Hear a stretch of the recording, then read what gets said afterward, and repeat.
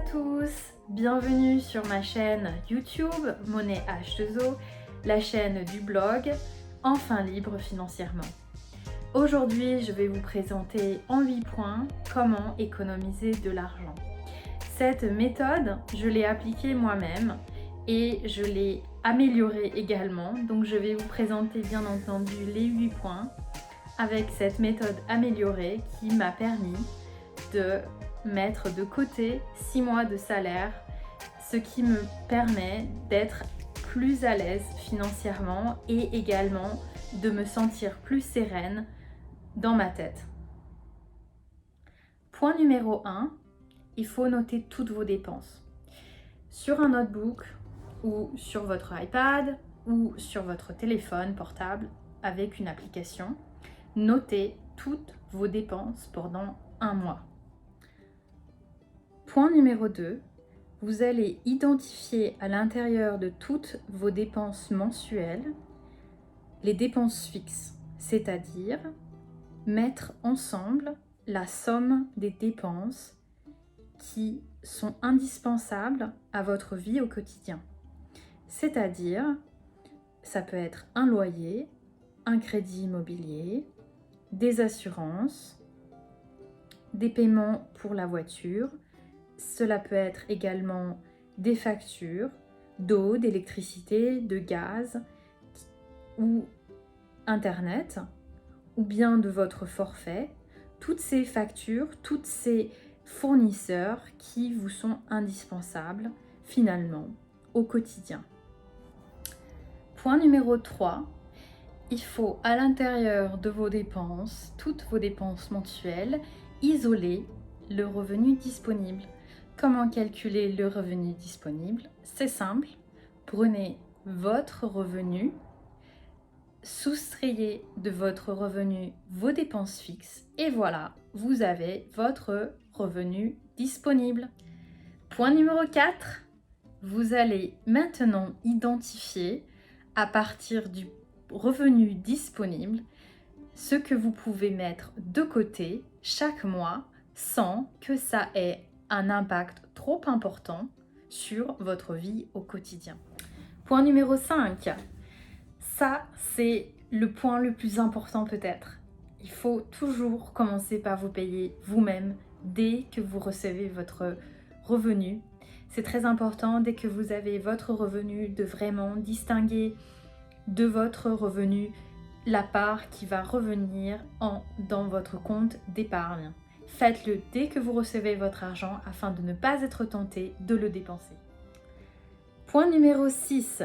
Ce point-là est un point assez important. Il est dédicacé à diminuer vos frais fixes. Donc comment vous diminuez vos frais fixes? Peut-être est-ce que vous vivez dans un appartement dont le loyer est très élevé? Peut-être est-il possible pour vous de déménager et d'avoir un loyer un peu moins cher?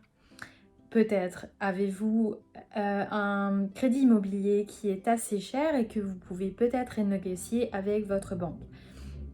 Vous pourriez peut-être swapper et changer de fournisseur d'accès Internet, de fournisseur d'eau, d'électricité ou de gaz, qui pourrait vous permettre finalement de diminuer la part de frais fixes que vous avez dans vos dépenses.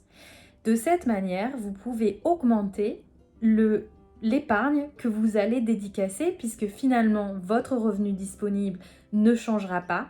Ce sera juste de l'argent qui pourra aller directement sur votre compte d'épargne. Point numéro 7.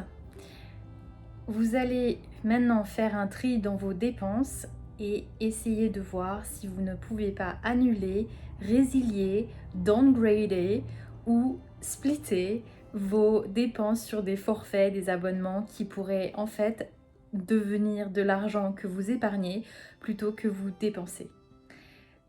En particulier, je pense à Netflix ou Spotify qui au jour d'aujourd'hui vous propose des forfaits en famille. Ceux-là peuvent être de manière assez facilement divisés. Vous pouvez diviser votre facture en 4 si vous avez 4 membres dans votre famille. Point numéro 8 et dernier point pour cette vidéo, Essayez de payer vos cartes de crédit à l'heure.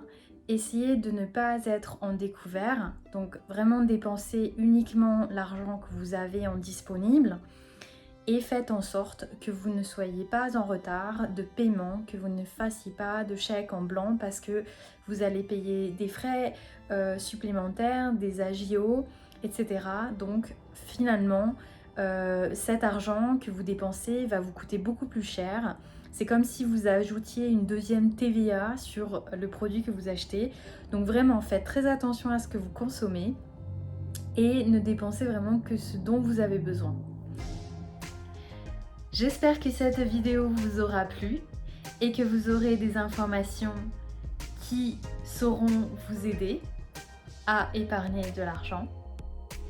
Si vous avez aimé ce contenu ou si vous voulez me laisser des commentaires, merci de le faire en bas, j'y répondrai avec beaucoup d'enthousiasme. Si vous voulez bien marquer d'un like button, j'apprécierai encore plus. Vous pouvez également souscrire à mon channel en bas et cliquer sur la button bell.